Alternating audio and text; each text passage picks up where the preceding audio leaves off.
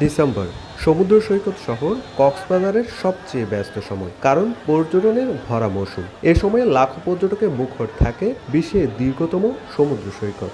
কিন্তু এবছরের চিত্র ভিন্ন।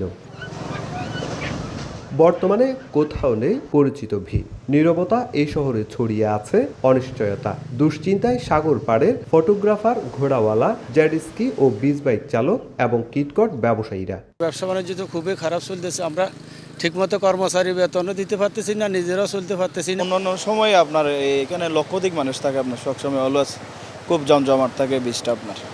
এখন তো আপনার লোক নেই। ভরা মৌসুমকে সামনে রেখে লাখ লাখ টাকার বার্মিজ পণ্য মজুত করেছিলেন ব্যবসায়ীরা, কিন্তু পর্যটক না থাকায় ফাঁকা দোকানে বসেই কাটছে সময় তাদের। পর্যটক সংকটে ফাঁকা কক্সবাজারের সড়ক, নেই চিরচেনা যানজট। হোটেলগুলোর সামনে পর্যটকের অপেক্ষায় ঘন্টার পর ঘন্টা দাঁড়িয়ে থাকছেন যানবাহন চালকরা।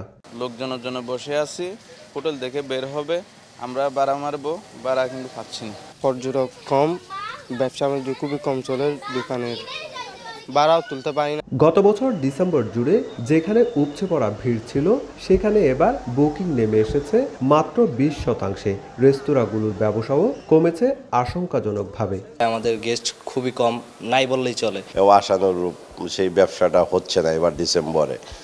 16 ডিসেম্বর এখনো 80% রুম খালি। তবে আগামী বড়দিন ও ইংরেজি নতুন বর্ষের সুযোগ কাজে লাগাতে প্রস্তুতি নিচ্ছেন ব্যবসায়ীরা। সামনের এই ডিসেম্বর মাসের যে 16 ডিসেম্বর 31 নাইট উপলক্ষে আমাদের প্রচুর পর্যটকের সমাগম করবে।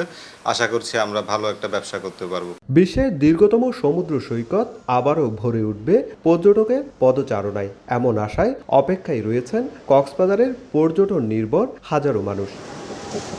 সুজাউদ্দিন রুবেল, সময় সংবাদ, কক্সবাজার।